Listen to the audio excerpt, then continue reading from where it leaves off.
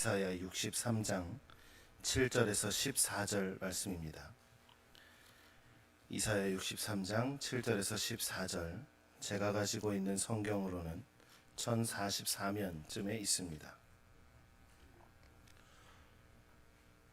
한 절씩 교독하여 하나님의 말씀을 받습니다. 내가 여호와께서 우리에게 베푸신 모든 자비와 그의 찬송을 말하며 그의 사랑을 따라 그의 많은 자비를 따라 이스라엘 집에 베푸신 큰 은총을 말하리라.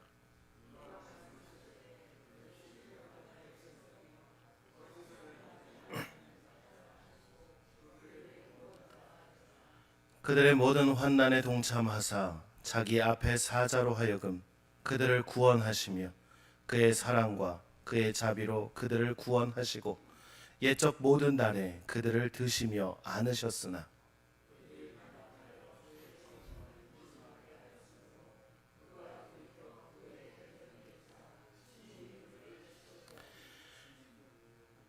백성이 옛적 모세의 때를 기억하여 이르되 백성과 양떼의 목자를 바다에서 올라오게 하신 이가 이제 어디 계시냐? 그들 가운데에 성령을 두신 이가 이제 어디 계시냐?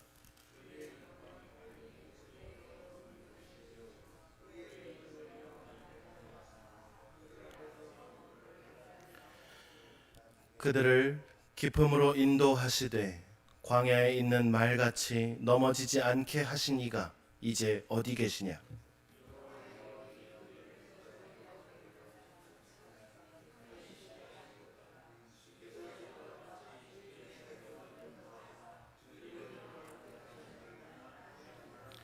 아멘.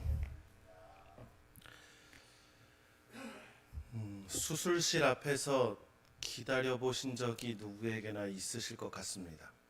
또 대부분 적어도 한 번 수술을 겪어 보신 적이 있을 것 같습니다. 사랑하는 나의 가족을 수술실로 들여보내고 나서 그 환자 대기실에서 기다릴 때 우리의 마음은 어땠는지를 한번 되돌아 봅니다. 의사가 잘 될 겁니다 라고 하고 병상에 실려 들어가는 내 가족들을 보다가 결국에 수술실 방의 문이 닫히면 사실 우리는 그 안에서 어떤 일이 일어나는지 잘 알 수 없습니다. 밖에서 기다리는 사람들의 마음은 시간이 참 더디 가죠. 언제 끝나나? 왜 안 나오나? 마음도 조급해집니다.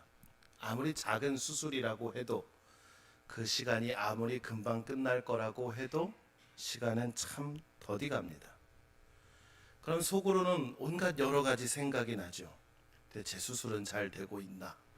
응급 상황이 생기지는 않을까라는 거죠. 수술실 문이 닫혔다고 해서 의사가 다른 데로 가는 건 아니죠.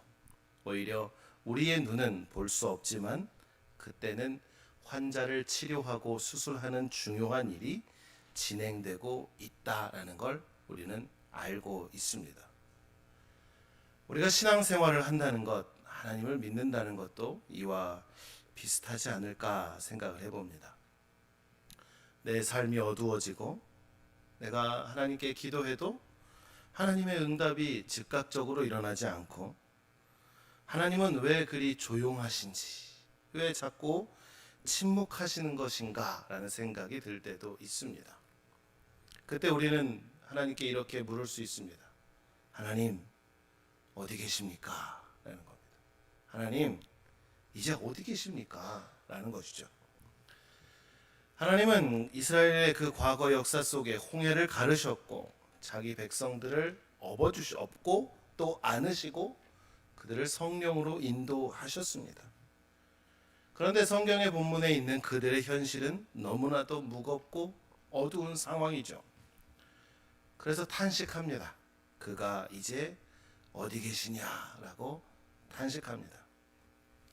그런데 우리가 오늘 읽은 본문에 보면 하나님은 어디 계시냐면 우리가 보이지 않는 순간에, 하나님을 볼 수 없는 순간에도 하나님께서는 그들의 백성을, 하나님의 백성을 환난 가운데 함께 하셨고 사랑과 긍휼로 붙드셨고 마침내 평안과 안식으로 인도하시는 분이 바로 하나님이시다라는 겁니다. 그러니까 오늘 우리의 이 설교의 제목, 이제 어디 계시냐라는 이 질문은 절망 속에서 하나님 어디 있습니까? 이게 아니라 믿음의 질문이 돼야 한다라는 것이죠. 주님, 이제 주님은 어디 계십니까? 라는 겁니다.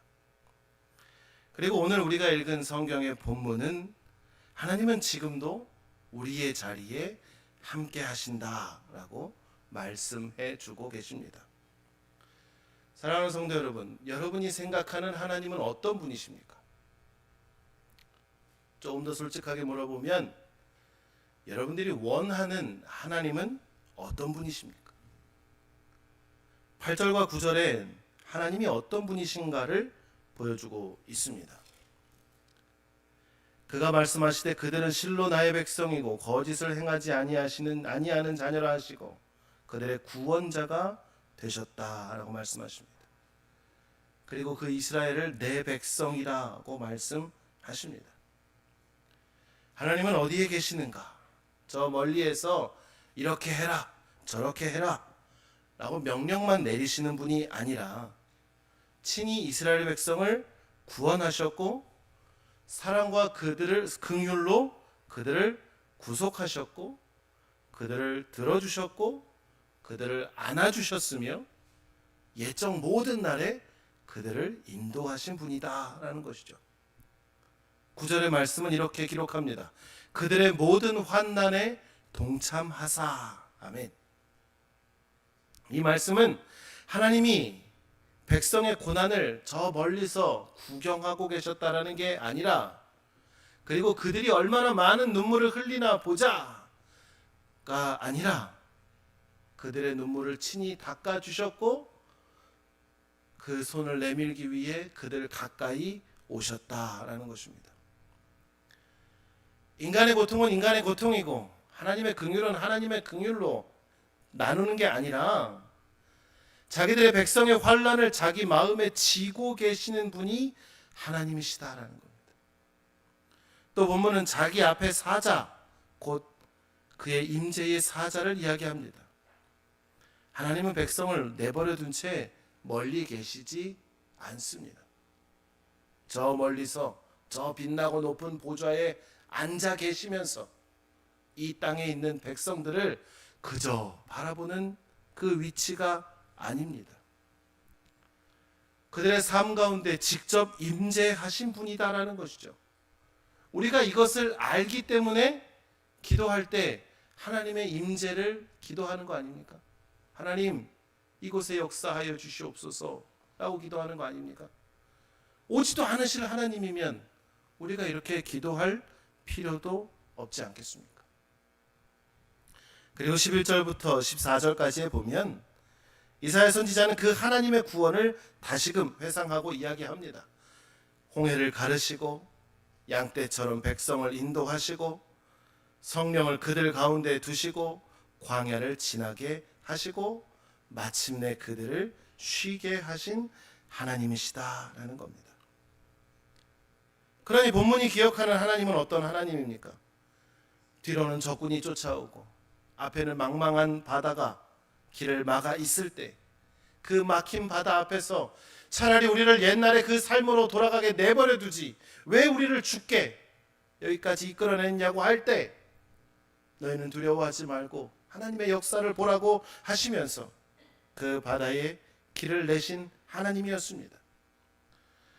타들어갈 것 같은 목마름과 아무것도 먹을 것이 없어 굶주리는 백성에게 물을 주시고 먹을 것을 주셨고 광야 가운데 길을 내셨고 붙드시는 하나님이셨습니다. 백성 가운데 성령으로 지금도 함께 하시는 하나님이십니다.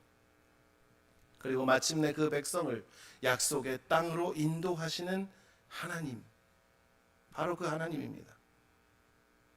그런데 10절의 말씀에 보면 분위기가 좀 다릅니다. 그렇게 9절의 말씀에 옛적 모든 날에 그들을 드시며 안으셨으나 10절은 그러나 그들이 반역하여 주의 성령을 근심하게 했다 라고 기록합니다. 문제는 지금 처해 있는 바벨론의 침략으로 인해 멸망해가는 나라, 멸망해버린 백성, 아무런 희망이 없는 상황이 아니라 더 깊은 문제는 그 하나님의 백성이 하나님께 반역했다라는 겁니다. 그들은 하나님의 사랑을 받았고 하나님의 구원을 경험했습니다. 하나님의 임재를 누렸음에도 지금 그들의 상황은 하나님께 반역한 상황이었다라는 겁니다. 그리고 10절에 주의 성령을 근심하게 했다라고 성경은 기록합니다. 이 말은 죄가 단지 규칙 위반 이게 아니라 단순한 실수, 하다 보면 그럴 수 있죠. 미안합니다. 죄송합니다. 그냥 그런 게 아니라 하나님과 나와의 관계를 찢어버리는 일이다라는 겁니다. 나를 사랑하신 하나님을 내가 등지고 나를 업고 나를 안아주신 하나님을 오히려 나의 가시로 아프게 했다라는 것이죠. 그래서 하나님은 그들의 대적처럼 싸우셨습니다. 이건 하나님이 변덕스럽다라는 게 아니죠. 하나님도 똑같지 뭐, 그렇게 말하면 안 됩니다. 하나님이 이스라엘 백성들에게 야, 너 이제 밉다, 싫다, 저리 가라 한 게 아니라 하나님의 그 사랑이 거룩한 사랑임을 나타내신 것인데, 이게 뭐냐면 하나님께서 사랑하셨기 때문에 그들을 구원하셨고 하나님께서 거룩하신 분이기 때문에 이스라엘 백성의 죄를 그냥 두지 않으셨다라는 겁니다. 하나님은 무조건 덮어두는 분이 아닙니다. 우리가 하나님의 사랑을 이야기할 때 덮어줘야죠, 감싸줘야죠, 안아줘야죠. 네, 맞습니다. 그러나 무조건은 아닙니다. 우리가 우리의 상황을 이해해달라고 이야기하면서 사랑을 간구할 때 하나님 그래도 덮어줘야죠, 그래도 사랑해줘야죠, 이게 아닙니다. 하나님이 덮어주신다는 건 무조건적으로 덮어주시는 분도 아니고, 또 반대로 생각하면 잘못만 막 따지고 드는 분도 아닙니다. 하나님께서 그렇게 하시는 데는 다 이유가 있는 것이죠. 사랑하시기 때문에 바로 잡으시는 겁니다. 사랑하시기 때문에 그의 자녀가 잘못된 길로 가는 것을 내버려 두는 것이 아니라 바로 잡으신다는 겁니다. 그리고 바로 잡으시면서도 끝까지 품으신다는 거죠. 그런데 우리는 이 양가의 상황 속에서 하나만 들으려고 합니다. 하나만 받으려고 하기 때문에 왜 하나님 나를 사랑하지 않으십니까? 왜 하나님 바로 잡으시면서도 끝까지 나를 힘들게만 하십니까? 라고 이야기하는 거죠. 그런 하나님이 때로 우리도 싫어집니다. 너무 하나님이 매정한 것처럼 느껴집니다. 하나님이 사랑이 없는 것처럼 느껴집니다. 그러나 하나님은 우리를 사랑하시기 때문에 우리를 바른 길로 인도하시고 내가 잘못된 길로 갈 때에도 나를 바로 잡으시고, 그런 바로 잡은 나를, 때로 잘못했던 나를 끝까지 품으시는 분이 하나님이시다라는 겁니다. 하나님은 차가운 재판관도 아니고 우리의 죄를 그냥 사랑하니까 눈 감아주는 분도 아닙니다. 그분의 사랑은 거룩한 사랑입니다. 구별된 사랑입니다. 세상 우리가 생각하고 우리가 받기 원하는 그 사랑과는 다른 사랑입니다. 우리가 하나님의 사랑을 이해할 때 내가 원하는 사랑의 안에서만 이해하면 결국엔 역효과가 나는 것이죠. 그럴 때 우리도 이렇게 묻죠. 하나님 어디 계십니까? 이렇게 묻는 것입니다. 본문은 이 두 가지가 하나님 안에 함께 있다라는 걸 보여주죠. 그리고 그 자리에서 백성은 다시 묻습니다. 그랬던 그가 이제 어디 계시냐라는 겁니다. 홍해를 가르셨던 하나님은 어디 계시냐라는 겁니다. 양떼의 목자와 함께 하시던 그 하나님은 어디 계시냐. 시편 23편의 고백에 그 하나님은 어디 계시냐라는 겁니다. 성령을 그들 가운데 두시던 하나님은 어디 계시냐라는 겁니다. 이 질문은 믿지 않는 것이 비난이 아니고, 불신앙의 비난이 아니고, 믿음이 완전히 사라진 사람의 말도 아닙니다. 오히려 하나님을 기억하기 때문에, 그때 그 하나님을 기억하고 있기 때문에 터져 나오는 탄식과도 같습니다. 그때 그 하나님 지금 어디 계시냐라는 겁니다. 예전에 우리의 가운데 역사하셨던 하나님, 그 하나님 지금도 우리 가운데 나타나 주십시오라는 것입니다. 과거의 영광을 쫓아하는 게 아닙니다. 그때 나를 살려주신 하나님, 그 하나님 지금 어디 계십니까? 이게 묻는 질문의 깊은 뜻인 거죠. 사랑하는 성도 여러분, 이 질문은 이사야 시대의 그 사람들만의 질문이 아닙니다. 오늘을 살아가는 우리도 동일한 질문을 하죠. 병실에서, 때로 다친 가정의 문제 앞에서, 오랜 기도, 응답 없는 기도 앞에서 우리는 이렇게 묻습니다. 하나님 이제 어디 계십니까? 그런데 더 아픈 질문은 따로 있습니다. 환경 때문만이 아니라 내가 성령을 근심하게 했다는 사실을 깨달아 알 때 더 이 질문은 뼈 아픕니다. 하나님, 내가 기도하지 않았습니다. 내가 하나님의 말씀에 순종하지 않았습니다. 주님, 내가 내 고집을 꺾지 않았습니다.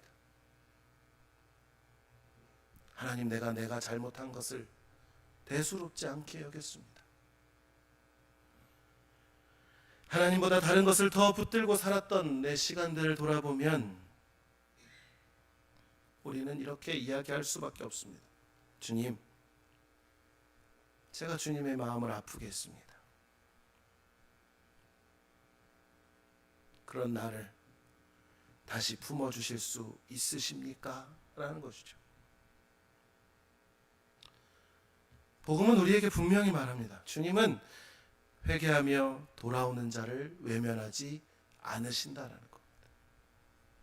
본문이 우리에게 가르치는 믿음의 태도는 지금 내가 처해 있는 상황을 분석하기보다 먼저 하나님의 참고 기다리시고 끝까지 사랑하시는 그 사랑을 기억하라라는 겁니다. 이사야 선지자는 우리가 왜 망했는지, 우리가 지금 왜 이 처절한 상황 가운데 놓여 있는지, 현재가 얼마나 끔찍한지부터 정리하자라는 겁니다. 우리는 왜 지금 힘들까라는 것이죠. 그는 먼저 내가 여호와의 인애를 말하겠다라고 합니다. 왜 그럴까요? 절망한 사람에게 가장 먼저 필요한 건 문제의 크기를 더 정확하게 아는 것이 아니라 하나님의 성품을 다시 기억하는 것이기 때문입니다. 얼마나 잘못했는가, 그 크기를 정확하게 아는 게 아니라 하나님이 어떤 분이신지를 알아야 되기 때문입니다. 우리가 기억해야 할 하나님은 어떤 분입니까? 우리를 내 백성이라 부르시고 우리의 환난을 외면하지 않으시는 분입니다. 지금도 살아계셔서 우리 가운데 임재하시고 때로 우리를 업으시고 안아주시는 하나님입니다. 그리고 마침내 우리를 안식으로, 세상이 줄 수 없는 평안으로 인도하시는 분입니다. 사랑하는 성도 여러분, 신앙은 모든 답을 다 가진 상태에서 시작되지 않습니다. 내가 다 이해해야 그 다음에 하나님을 믿는 것이 아닙니다. 신앙생활을 하다가 갑자기 삐그덕할 수도 있고 길이 막힐 수도 있습니다.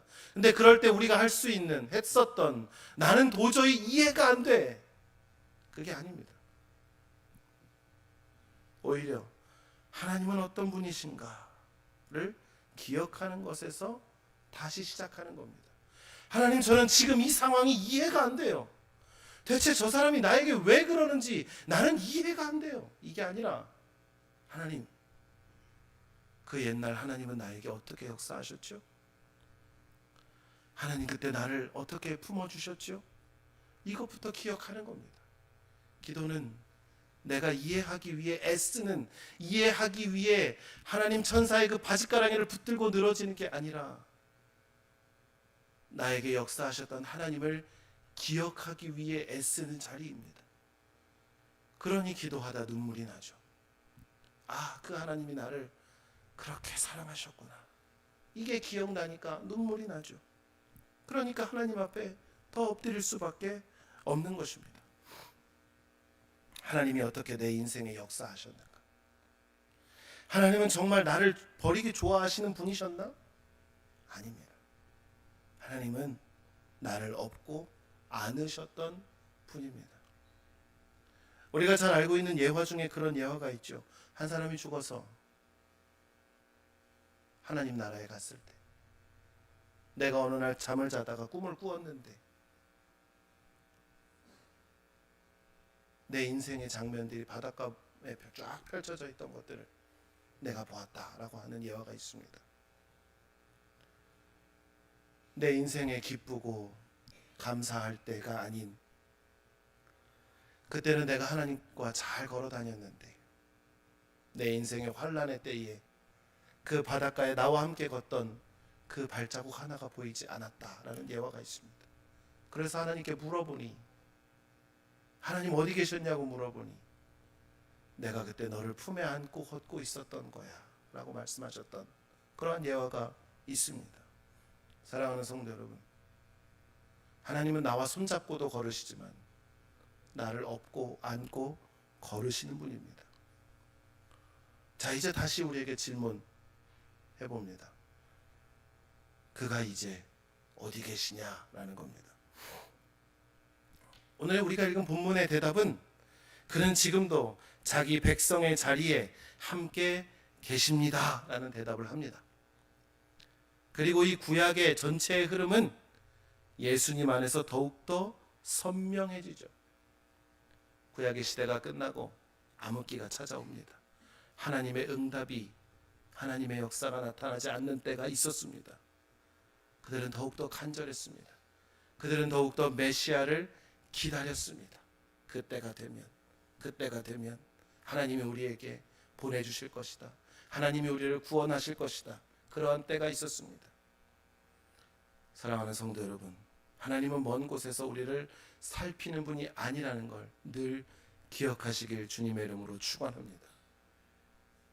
그냥 어디 높이 올라가서 광경을 바라보듯 우리와 그런 관계 속에 계시지 않습니다. 마침내 우리 가운데 오시는 분입니다. 그가 인간의 몸을 입으시고 우리의 삶의 자리로 오셨습니다. 우리의 피와 땀과 눈물과 고통의 자리로 직접 오셨습니다. 예수님은 죄인과 병든 자들의 자리로 오셨습니다. 울고 있는 자들에게 오셨습니다. 그리고 십자가의 자리로 친히 스스로가 매달리셨습니다. 아직도 하나님이 어디 계시냐고 물으시겠습니까? 그리고 그 예수님은 부활하시면서도 우리와 함께 있겠다고 말씀하셨고 약속하신 성령을 우리에게 보내주셨습니다. 그러니 이제 우리는 당당하게 이야기할 수 있죠. 하나님은 멀리 계신 분이 아니다라는 겁니다. 임마누엘, 우리와 함께 하시는 하나님이십니다.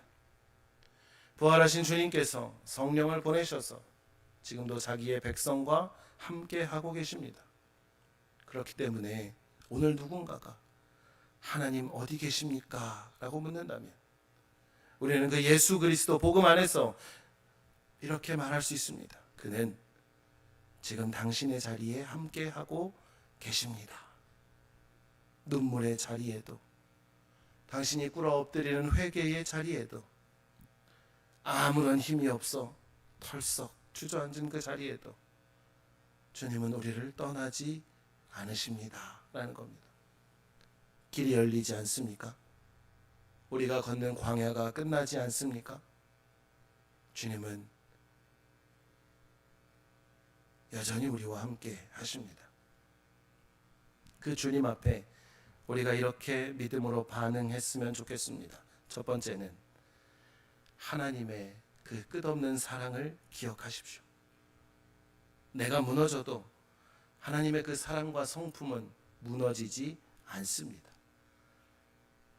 내가 먼저 포기할지언정 하나님이 먼저 포기하지는 않으십니다. 두 번째로 성령을 근심하게 한 나의 고집을 내려놓고 회개하십시오. 우리는 회개해야 합니다. 내가 하나님 앞에 부렸던 내 고집들을 내려놔야 됩니다. 하나님이 멀어지셨다, 하나님이 나를 떠나셨다라는 것만 말하는 게 아니라 내가 어떻게 하나님을 떠났는지를, 내가 어떻게 그 하나님을 슬프게 했는지도 돌아볼 수 있어야겠습니다. 끝으로 다시 부르짖어야 되겠습니다. 주님 어디 계십니까?